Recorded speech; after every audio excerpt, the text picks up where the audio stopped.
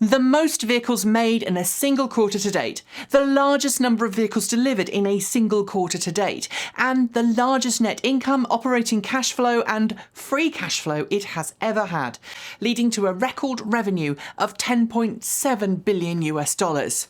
Oh, and a confirmed redesign of the Model S and Model X that takes the best bits of the Model 3, Model Y, and the weirdest bits of the upcoming Tesla Roadster, and smushes them all together. Welcome to the Tesla fourth quarter 2020 earnings report. And buckle in, it's gonna be fun. We're starting, of course, with the usual disclaimer. Everything in today's script is based on the publicly available Tesla earnings report available through the investor relations section of Tesla's website. As Tesla itself notes, its financials are unaudited at the point of this release, but they are the official quarterly figures that will be submitted to the SEC. With so much to look at, I think we're going to follow our usual pattern. We're going to deal with the figures first, and then we're going to look at the news that was released alongside the financials. And because we're preparing this ahead of the quarterly earnings call, which is taking place right now, there may be additional snippets that are not included in this video. But of course, we will cover them in our weekly news roundup show this coming weekend. Production figures first, with a total quarterly production of 179,757 vehicles, split between 163,660 Model 3 and Model Ys combined, and 16,097 Model S and Model X combined. Tesla's quarterly production was its best yet, a massive 71% net increase on last year. This pushes Tesla's yearly production for 2020 to 509,737 cars, which is an amazing achievement that is far in excess of any previous record that Tesla has set for production. For deliveries during the fourth quarter, the company managed to deliver 180,667 cars. That's split between 161,701 Model 3 and Model Y combined, and 18,966 Model S and Model X combined. This grew the total yearly delivery figure that Tesla managed to 499,647 vehicles in total. And in case you're interested, the delivery figures for the fourth quarter for Model S and Model X were so much higher than its production is because Tesla produced far more Model S and Model X in the previous quarter than it delivered, and because of that refresh to the Model S and Model X lineup, which of course I'll come to in a moment. Another two figures worth noting when it comes to vehicles is the increase in the number of lease vehicles operating at the end of the fourth quarter, 72,089 vehicles, which is up 44% from the same time last year, as well as a change in the number of days supply in Tesla's global vehicle inventory. It's now approximately 11 days. For those who don't know, that latter figure is used by the automotive industry as a measure of how well a car company is doing in the sales market for a given model. If it has a large global inventory, say in excess of 3 or 4 months worth of cars, it may be producing more cars than it needs to. If it's got under the industry norm of 2 months or thereabouts, then it needs to either make more vehicles or it's preparing to change its lineup. To support the growing number of Teslas on the road, Tesla expanded its global service and store locations to 523 sites in the quarter, up from 466 in Q3. The mobile service fleet underwent a modest growth too, up from 780 in Q3 to 823 in Q4. Similarly, Tesla rapidly expanded its supercharger support in the quarter, increasing the total number of supercharger sites from 2,181 to 2,564, and the number of supercharger connections from 19,437 to 23,277. That massive change is thanks to the increased number of mega supercharger sites that Tesla switched on for the first time during the fourth quarter. One final figure regarding vehicles and productions comes courtesy of Tesla's installed annual capacity, or how many vehicles it can theoretically produce if all of its facilities are operating at full tilt. Up from last quarter, Tesla now has the capability to reach an annual production capacity of 1.05 million cars per year, thanks to expansion of its Giga Shanghai. This is an amazingly important figure to note, as it shows that even without completion of Giga Berlin or Giga Texas, both of which will be coming online this year, Tesla should be good to double its vehicle production, all things being equal. But it's not just car production that has dramatically expanded. During 2020, Tesla says its solar deployments grew to 205 megawatts, which is up 18% on its previous year. Similarly, its battery storage sales soared in the fourth quarter, up 199% when compared to quarter 4 of 2019, to 1.584 gigawatt hours of deployed storage. With production figures done, let's talk money. In the fourth quarter, Tesla's total automotive revenue grew to $9.314 billion, a massive increase on the $7.61 billion in the previous quarter. Take away the costs associated with actually making the vehicles, and you're left with a total automotive gross profit of $2.244 billion, which is up 56% on the same quarter last year.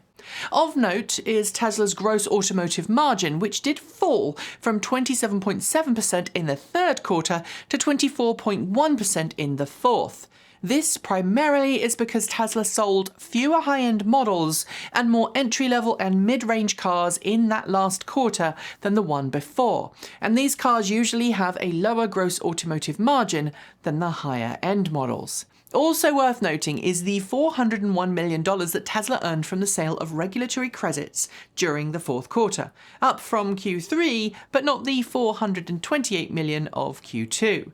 There was once a time when the sale of regulatory credits was the difference between Tesla making a profit and turning a loss, but these days, frankly, it's just extra spending money that takes advantage of a law that allows automakers to buy their way out of fines for not making EVs, which just happens to benefit Tesla a great deal. I'm not going to break down all of the revenues because recounting the entire balance sheet would take a lot of time. Suffice to say, after you've taken care of all of the expenses that Tesla had during the quarter, which of course includes building and construction and expansion work at Giga Shanghai, Giga Berlin and Giga Texas, not to mention all of the research and development that's going into everything from new vehicles to Tesla's new battery production lines, Tesla's balance sheet is very healthy indeed. In terms of total revenues, Tesla beat Wall Street's expectations of $10.5 billion, managing $10.7 billion instead, and it managed to end the quarter with $1.868 billion in free cash flow. Which brings us to profits. Using the non-GAAP method, Tesla's profit was $903 million, which is equivalent to about 80 cents per share.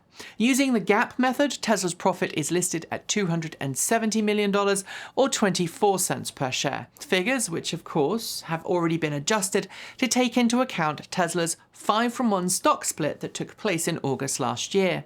While Tesla did beat Wall Street on its revenue, it did miss Wall Street's profit expectations of $1.04 per share using the non-GAAP method. Figures out the way though, let's talk about those long-awaited refreshes for Model S and Model X.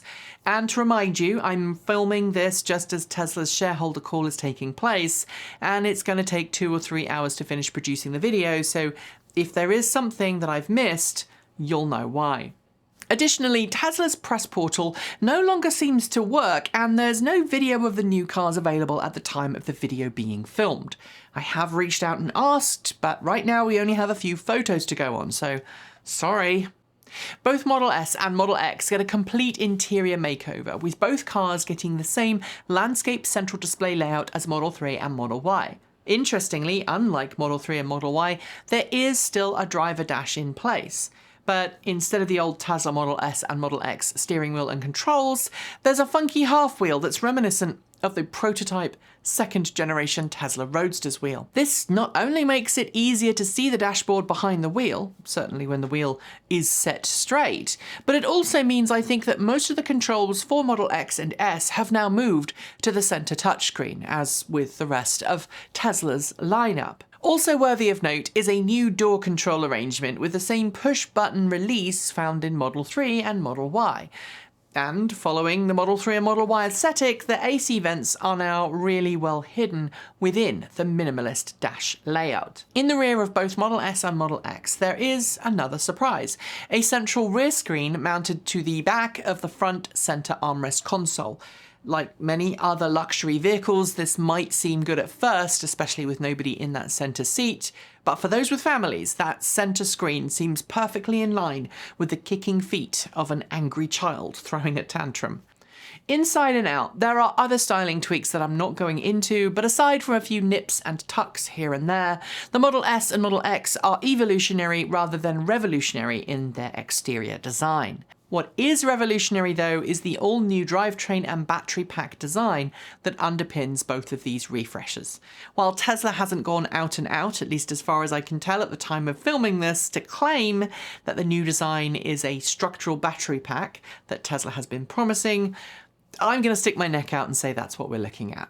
Model S now starts from $79,990, offering the dual motor all-wheel drive setup. This has a 412 mile or 663 kilometer range per charge, a top speed of 155 miles per hour, approximately 250 kilometers per hour, and a sprint time of 3.1 seconds. Next up is the tri-motor all-wheel drive Model S Plaid, coming in at an eye-watering $119,990. It promises a range of 390 miles or 627 kilometers or thereabouts per charge, a top speed of 200 miles per hour, which is 322 kph, and a 1.99 second sprint time. Then, at the very top end, is a range-topping Plaid Plus.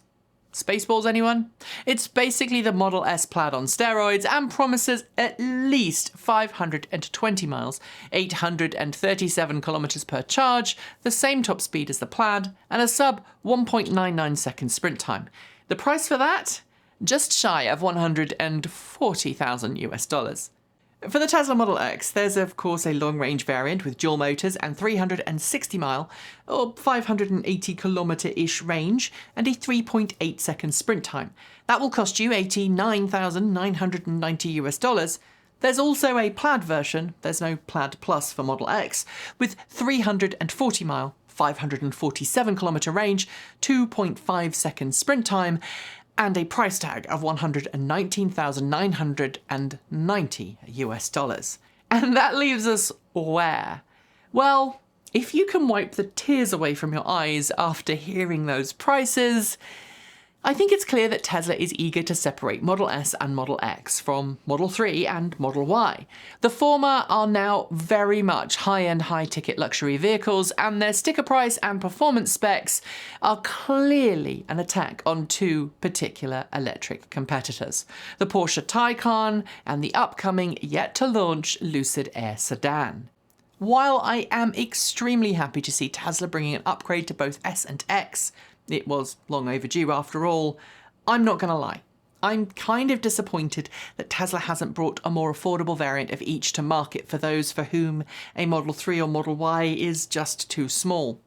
Tesla faithful will, I'm guessing, eagerly place orders for these upgraded cars, but the redesign also pushes the Model S and Model X further away from conventional vehicle aesthetics and prices, something that will upset those who prefer their cars are more functional and less tech-centric. The range, though, and the performance specifications for all of these new S and X variants are simply bonkers and ensures Tesla keeps its performance crown and its range crown. But yet again, it's not the lower cost, lower price, more affordable car that we've been waiting for Tesla to produce for years.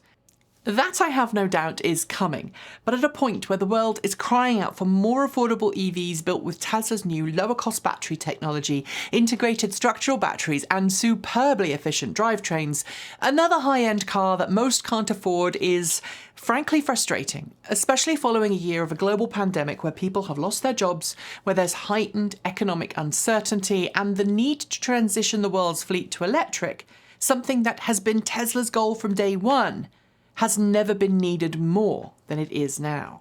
And to be clear, every single automaker that makes a car above $50,000, $60,000 or $70,000, Tesla, Lucid, Rivian, Hummer, and pretty much every other automaker are all perpetuating the same thing, making rich people's electric cars.